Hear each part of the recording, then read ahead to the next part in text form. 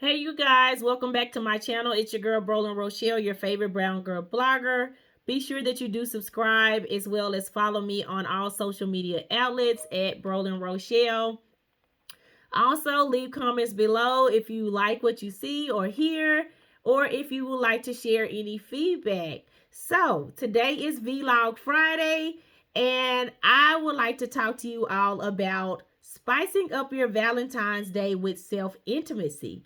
So, I'll go ahead and jump right on into it and go over what self-intimacy is defined as.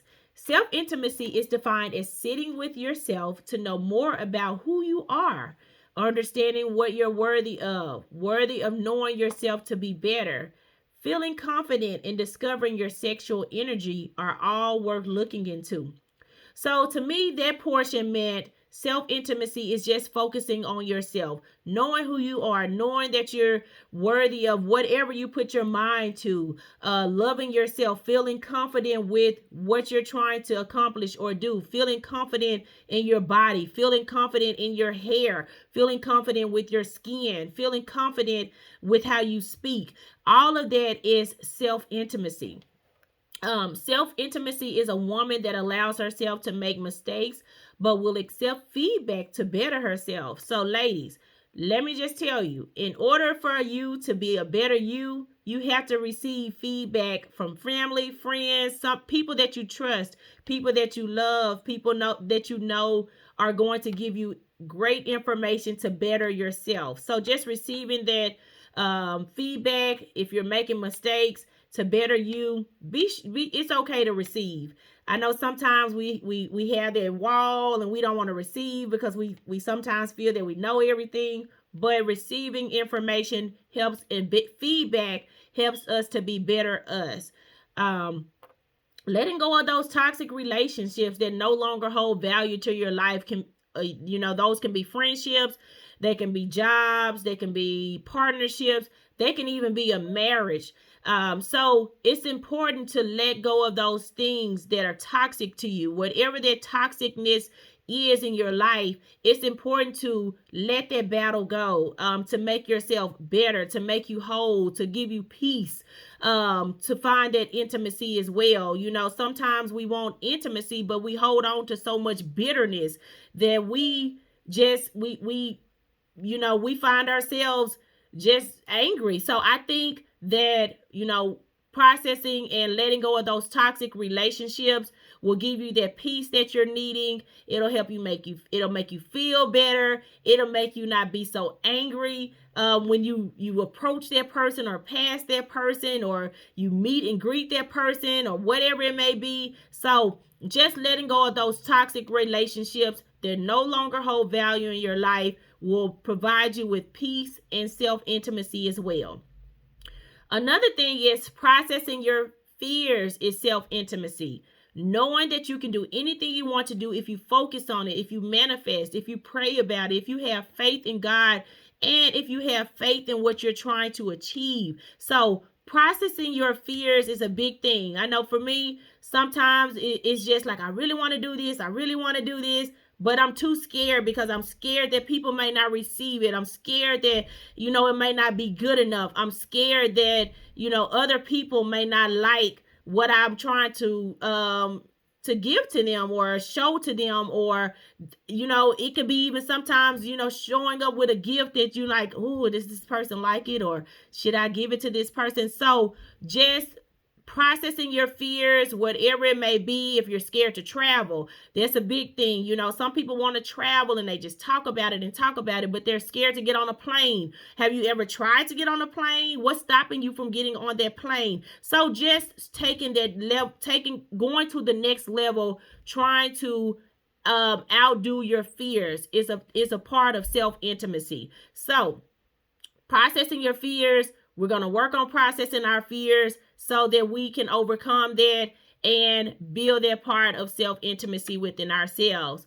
Trusting yourself and avoiding self-doubt is self-intimacy. Finding your own comfort, feels so good, ladies. Just being comfortable with who you are and not doubting and worried about what other people feel about us. Sometimes we are just too concerned about what other people's opinions are. So just trusting your own opinion, your own thoughts, having your own mind makes you feel better, not having that self-doubt about so many things. I think that's a big issue too, is a lot of people doubt themselves. They're too intimidated, they're too scared, and they're too worried about the world. So if you just can focus on you and focus on what you're trying to achieve and avoid self-doubt, I think you will be really great.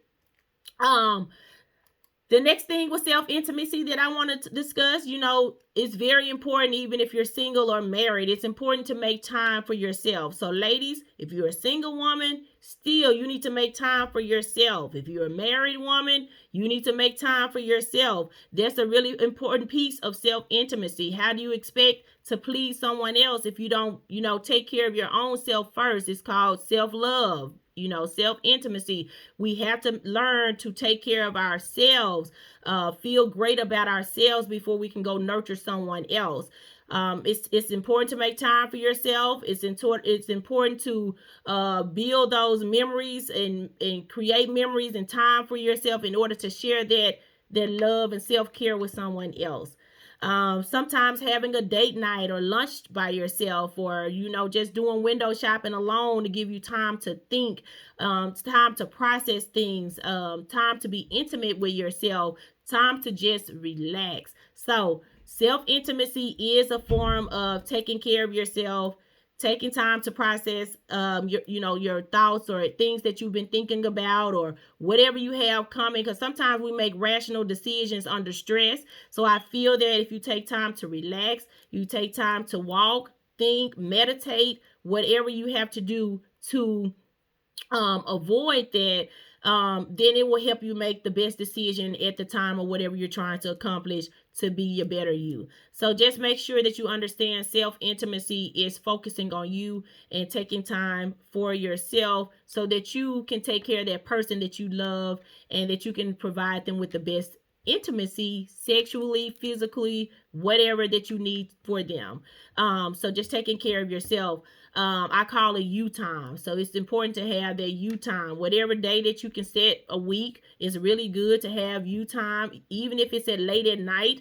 I'm a person that likes to sit on my sofa late at night, and it gives me time to think. It gives me time to unwind, and I can actually see and visualize what my next thing is. So just finding that time to yourself is really important.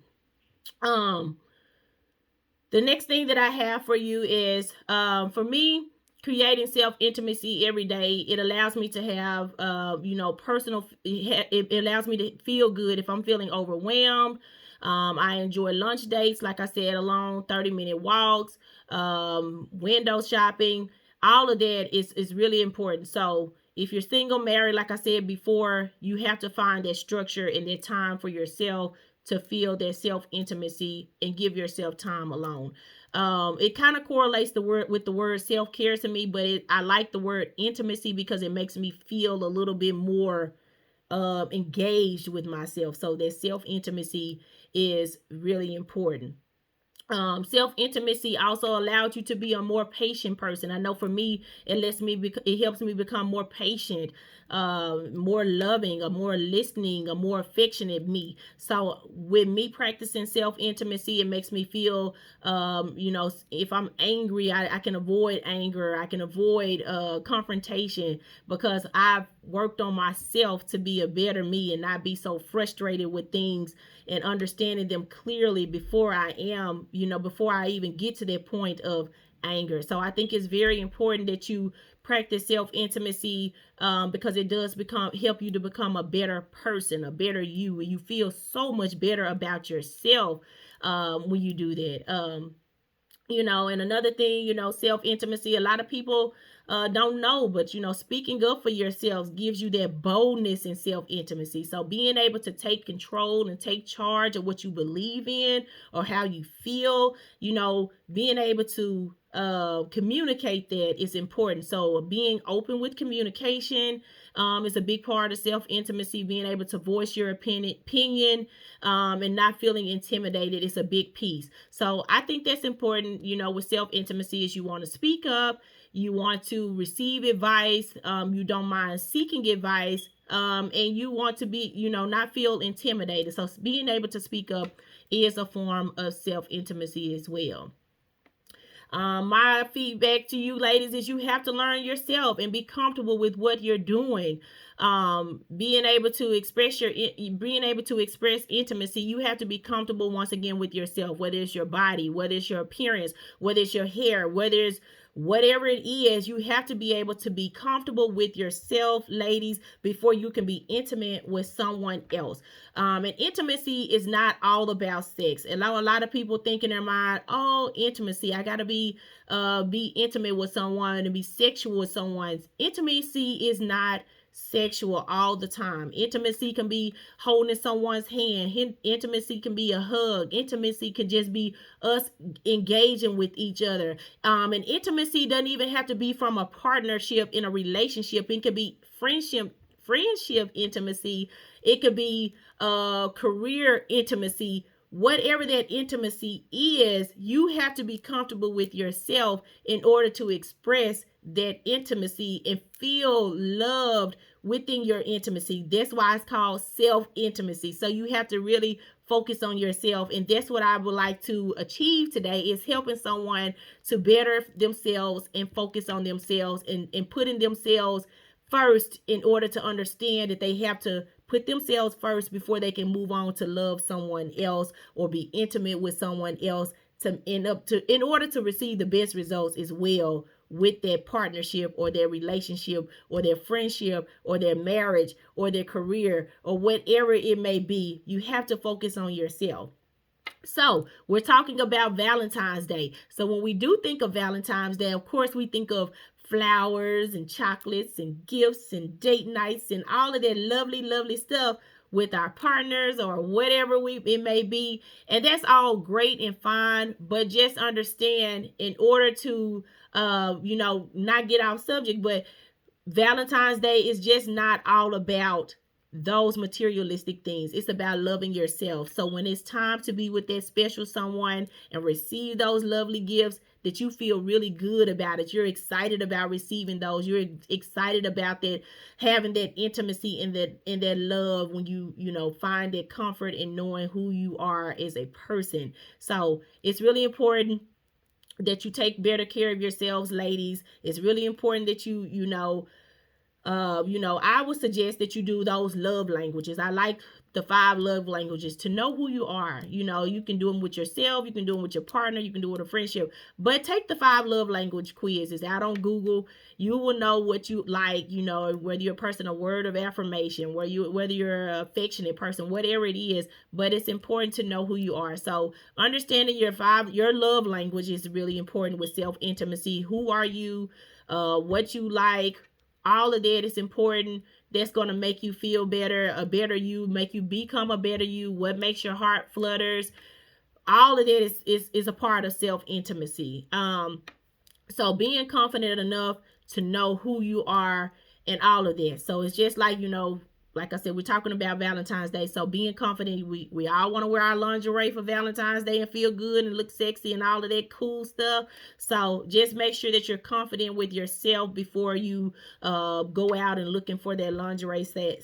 Make sure your body is, you're comfortable with your body enough to wear that and feel intimate, and that you feel good about yourself when it comes to self-intimacy. So my question to you is, how will you gift yourself with self-intimacy on this Valentine's Day? What will you do for yourself? What will the takeaway be from this video on how you will take care of yourself as far as defining your self-intimacy for Valentine's Day? Because you deserve to know what is your self-intimacy, ladies. what makes you feel good, what makes you feel confident, what makes makes you want to walk in your bold and feel really good. So once again, self-intimacy is knowing who you are, knowing yourself, being worthy of yourself, becoming a better you, being confident with your sexual energy. All of that is self-intimacy, making time for yourself, just once again being a better you. So focus on being a better you. Figure out how you're going to spend your Valentine's Day with self-intimacy in order to make sure that you achieve the best results for your partner on Valentine's Day and moving forward, because we want to move forward past Valentine's Day to also be able to showcase their self-intimacy. So I hope that you enjoyed what you heard today. If you did like what you heard, be sure that you once again subscribe to my channel. Follow me on all social media outlets at Brolin Rochelle. Leave any feedback and or comments below. Thank you for listening in and tuning in today, ladies and gentlemen, if you're listening as well. Thank you again. This is your girl, Brolin Rochelle, your favorite brown girl blogger. Have a wonderful day. Bye-bye.